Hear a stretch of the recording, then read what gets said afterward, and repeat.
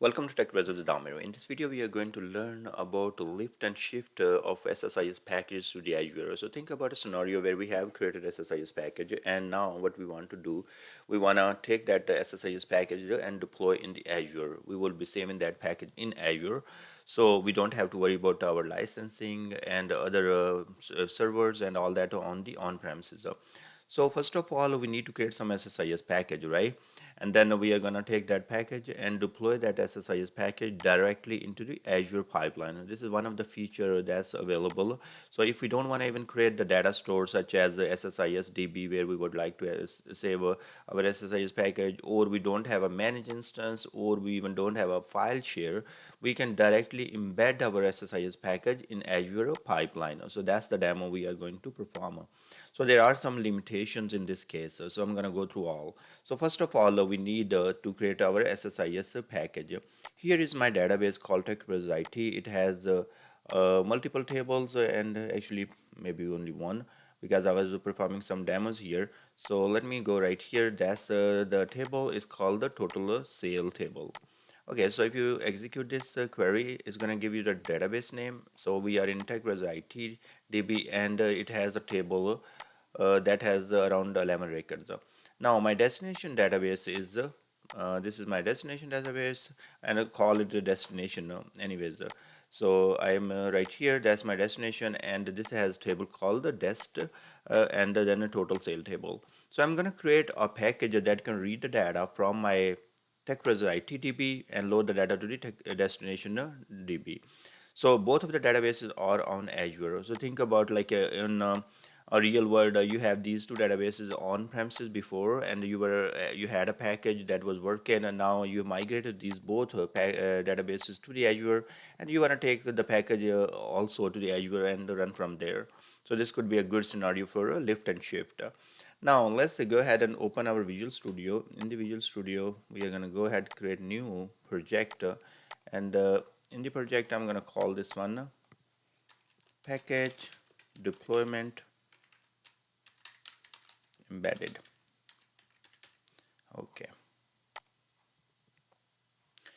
here my package is created. I'm going to rename this package. I'm going to call this pkg underscore customer. Now what we will do, we need a data flow task. So I'm going to bring a data flow task because we need to read the data from source and destination, and here we need the OLEDB source. So I'm going to use a native OLEDB source which is available, and OLEDB destination right here. So let's create some connection. We need a server name. So go to our portal and go to the home, and here is my SQL server. So I'm gonna click right there, copy.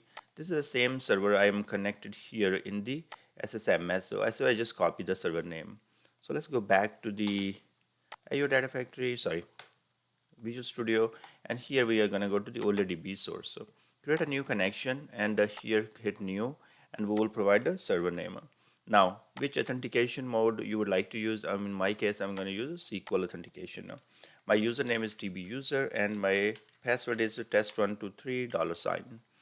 Now I'm going to Tech Brothers. That's my database name, and I'm going to hit test. Is testing successfully? Hit OK, and now I need to select my table name. My table name is the total regional sale. Go to columns, and all the columns are coming correctly.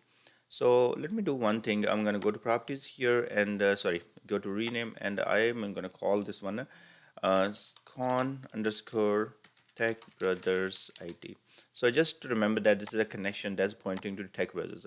Now I'm going to connect a source to destination. Here is we are reading data from source, and here we are writing data to destination. I'm going to go back here, create a new connection.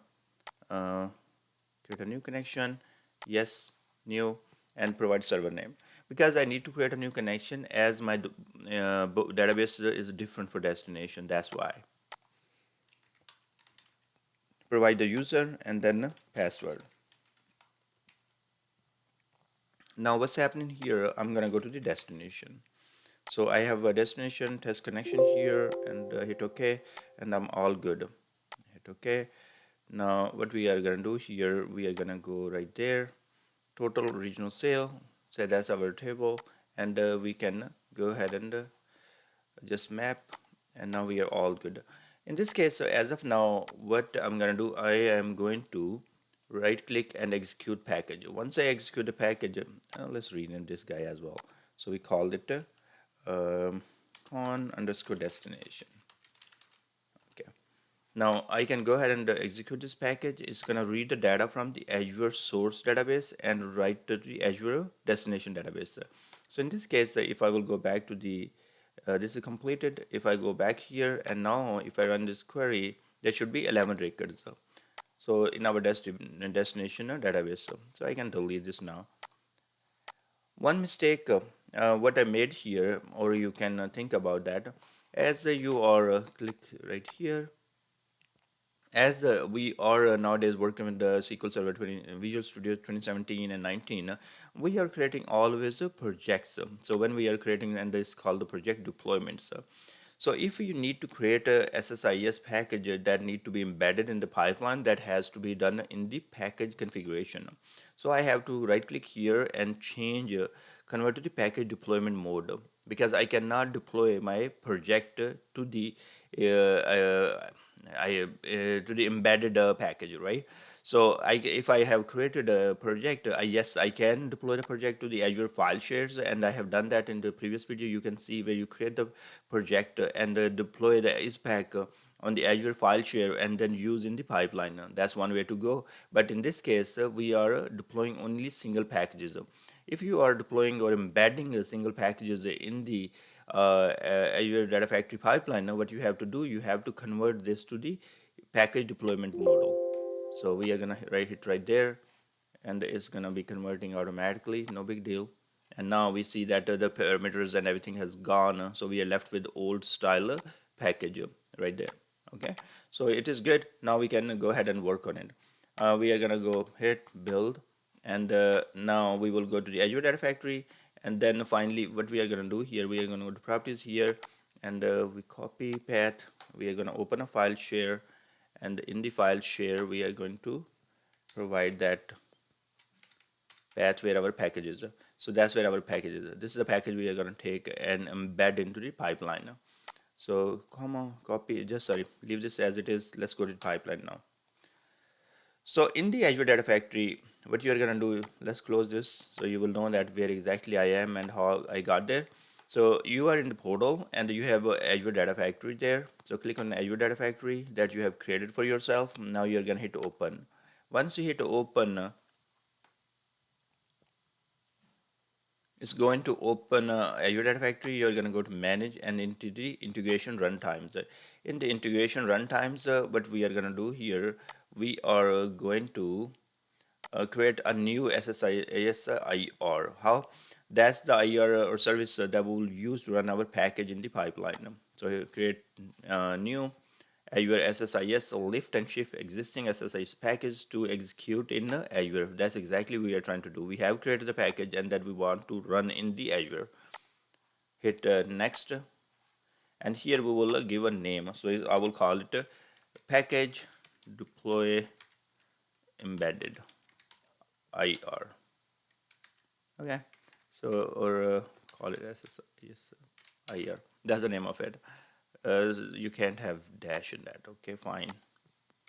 So that's our SSIS IR. That's we are going to use it, and the ECUS is fine for location, and you need to select the node size on which will be used to run our SSIS packages in the Azure. So it's in my case, I'm going to go with the 2 cores and 8 GB, and I want only one node because I don't have a whole lot of packages, and I don't care if they run slow and all that. If you have a lot of packages and you want to run them parallel, it's good to have more nodes and it's good to have more compute. So depending on your scenario, and now what you can always work on it when you needed it. So click next, and here we have multiple options.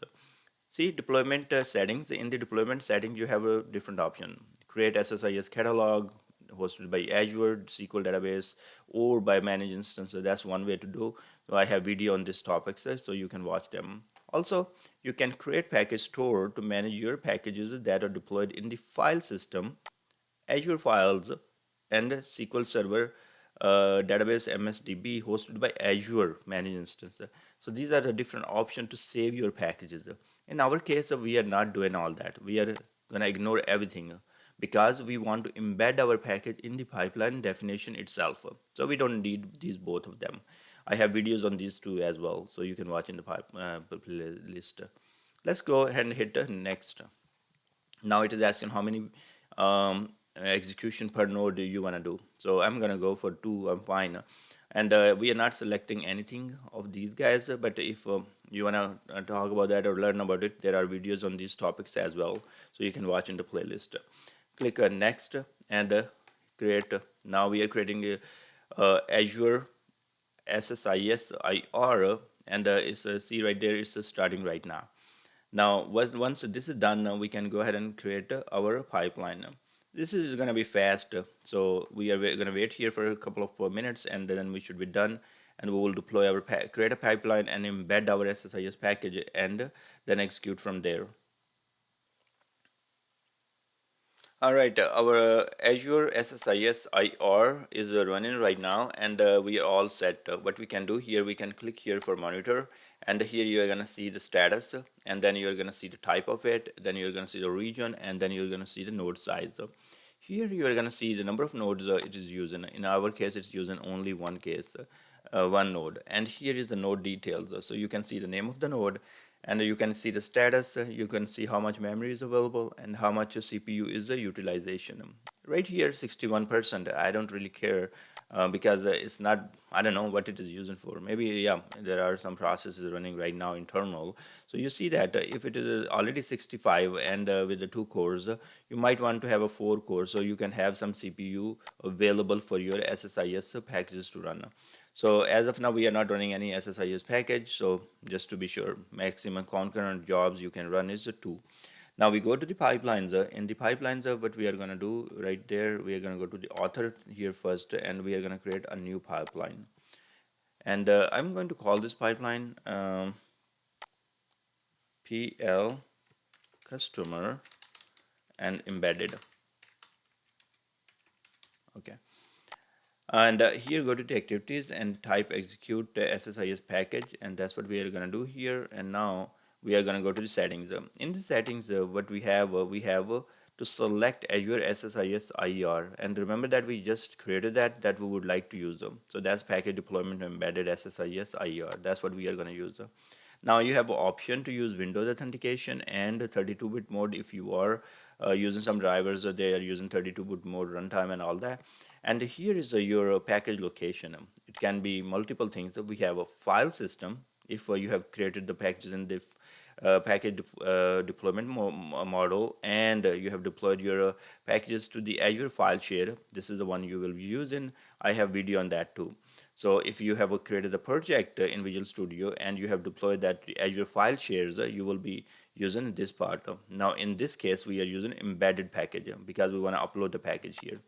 So now you have options here. You can go ahead and embed your package here. So I'm going to go ahead and upload, and it's going to ask where exactly is your packages. So I'm going to copy this path and provide to right here, so we can navigate directly to there and package DTX. So okay, sensitive data cannot be encrypted from the package configuration with the encrypted password and user key protection level. So please re-enter your all sensitive data in on SSIS parameters, connection managers, or override tabs. So this is one of the misleading error. I don't know if this is going to be helpful because see, let me see if I will go here now SSIS parameters, and I don't have variables or anything like that, and I do not have parameters on my package level as well. So what I can do, let me do one thing. We can go back and create some parameters, and let's see if that work. So sorry, we will create some variables actually. In this case, I'm going to just go ahead and create variables. So because see, if it is I go to the parameters, and if I try to create a parameter is not available, so I cannot create the parameter. So I have to create a variable. So what I'm going to do, I'm going to create a couple of variables and use them in the connection managers. I can change the in, I can change the encryption level of this all that, but I don't really want to do that. So if you ask me, like, you go to package and save encrypted data, sensitive data, and all that, because I would like to actually have these things in my connection manager anyways, so I can change when I need it and redeploy the package. So let's go back here and we create two things. We are going to create a username variable, and it's going to be string. And second, we are going to create a password. So I'm going to call it password as well. So password, and my username is tb user, and my password is the password test 123 dollar sign. So that's all good. Now we are going to use this two variables in our connection strings. Go to connection string, connection TechbrothersIT, go to expressions, hit three dots here, and now we will add. So go to username, select the username from the variable, and then you're going to go to password, and then use the password here.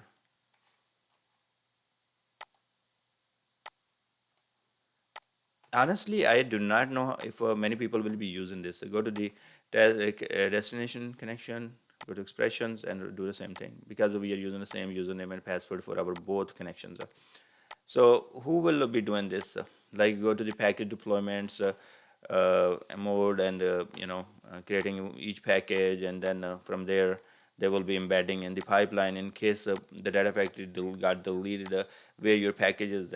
Then you have to go to the all those places and TFS or Git to retrieve your packages. So I don't know if you will be doing that. You will be probably deploying your packages as a part of the uh, project, or you will be saving your SSIS packages into the SSIS DB. But this feature is there, just to let you know. So that's why we are building, working on it. So we just saved our password and username in the variable, and then we have used in the connection string, and now we are gonna redeploy the package. So I'm gonna go back to the right here, upload, and it pointed us to the same folder. Hit OK. Now what is wrong with this? Let me see. If I delete this, maybe I still have to change the settings, like those encrypt settings. Okay, so I'm gonna rebuild one more time and see if that take care of it, because I have saved everything in my variables now. So rebuild, and this is my package embedded. I'm gonna copy, go back to the pipeline. So go to settings, and here I'm gonna use this IR, and now this is going to be embedded, and here I'm gonna go upload, and now paste it there. So right there, that's my package. Still it is saying, hey, you have to work with this encrypted sensitive data user key protection level. So let's go back and try to fix that in the project. So right there, control flow, properties, see. So I'm gonna go ahead and say do not save sensitive data simply. Okay, because I don't care about that anymore. So we are gonna go back to the pipeline, upload, select the package, and now it is all good. So your choice. I mean, I was thinking maybe if I will just save in the variables, and then it will be take care. So, but still I have to work on that, and choose different encryption type of it. So anyways, next is the execute package task. If you are doing all those child packages, you can have it here. So once you're gonna run this execute package task, it is gonna go and add a next package and all that. So you see that input child package path, so you will be able to run multiple child packages. So you can run master package here, then run child. So you can do that, that's one other way. You can have a basic performance verbose and all that different type of login, and if you want to put these logs somewhere, you have to have a linked service that will point to some storage. So let me see, I have already some linked services. So SSIS demo, and here let me see if I can put into some logs. So SSIS logs folder is already there. I have created so I can put it there, or we can simply go and create a new storage and put it there. Okay, so this is all working, and now we should be able to do it. Remember that this is confusing. This is not being used here. Connection string can be used here. Property override and user properties. So you can work on those. Now let's debug and say you require child packet path. Okay, we probably have choose that path here. Which path? This was right there. So we didn't choose that. So why it is asking us? Okay, if I do this, your package protection, let me see. I'm gonna go ahead and deploy publish error. Okay, which is that? Execute SSIS one require child package content. I actually don't have it there. So I just selected yes. I did selected all that, but I just remove that then. So I don't see right there. I will click here and delete again. Okay, so let's see if that will help because we only selected the yeah that work. So there could be a bug there, like if you select one time you have to delete it even if it is not there. So it's in queue process right now, and then now it should be going to be in progress and then executing the SSIS package. So we should be seeing this soon, and meanwhile we can go back here and see if the logs are created. So we are going to go to the demo storage, and in the demo we have file shares. In the file share we have that SSIS logs, and here let's see if that's the directory it is using. A25 yes. So let's use that and take a look. So go edit, and you can see that the customer package is being executed. It is working on it. So data flow, and that's the project. So let's see if we get some error or it completed successfully. Let's go to this one, and it is saying check file name, check. Okay, it is working probably. Go back there, and it got succeeded. Let's go to the our table, take a look if the number of records has been uploaded right here. So yeah, it's working. So you see right there it loaded these many records. Now you can go ahead and schedule if you want. Let's say we go and add a new trigger, and in the trigger, okay, the trigger probably not using the last published configuration. Pipeline is not found, please publish first. Okay, so what we have to do, we have to publish this pipeline first and then create the trigger. So we can do that, and it's publishing right now. So the pipeline has been published, and if I was going right here, when you execute your package through the pipeline, you can see that see this is the contents of your package, so it comes in the definition of the pipeline. And if you go to the pipeline here and say download my sport files, that's all is gonna be your files there. So if you go to the pipeline, and in the pipeline we open and if we open it, it's going to show you right there. So you see right there it says hey user properties, under the user properties right here package location inline package. So your package is inside the pipeline, and then you have a package name, and now the package content. So this is the package contents. So this is all encrypted data for your package definition. So you see right there it's all there, and now you have a last package modified child packages. If you have used here, there is no child package we have used, and here if you which IR you are using, and the type of the integration runtime reference. If you are using logging, where the logs are produced, so in this case this is the path where the logs are produced, and now this is the information for your that path where the logs are written. So this is all good. Now what we are going to do, we are going to close this and go to the pipeline again and create a trigger. So we create trigger now, and this trigger pipeline is using latest. Okay, yes. Okay, now what we are going to do, add trigger.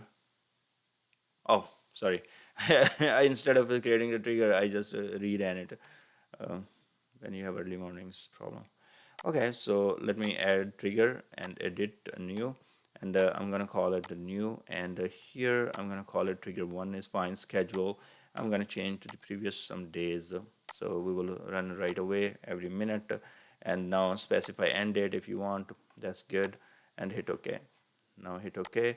Once you hit OK, it's gonna ask you publish, so I'm gonna publish. So we are going to publish our pipeline with our trigger, and this is going to be all good. Now our pipeline has been completed successfully for a couple of times because I had reran it with the mistake.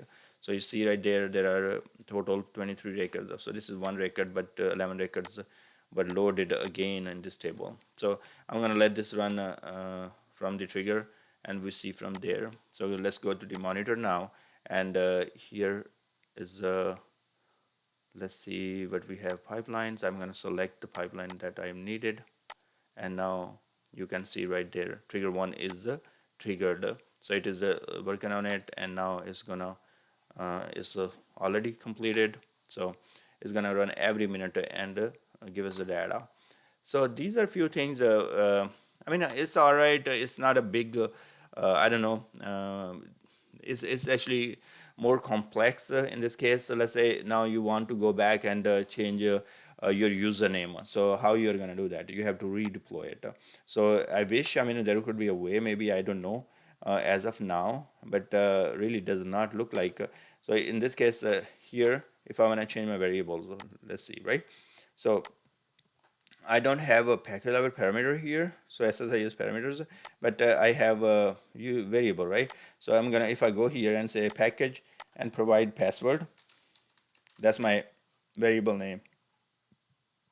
And now if I will provide the value, say test 123 $. Now what happened? Let's see if I will go execute this. Let me go ahead and first do one thing, take care of the trigger part. So you see right there, triggers are working fine. So I'm gonna go ahead. I just wanna delete the trigger. It's okay. I don't care about the trigger anymore. So you guys are good in that. We can stop the trigger maybe and come back later.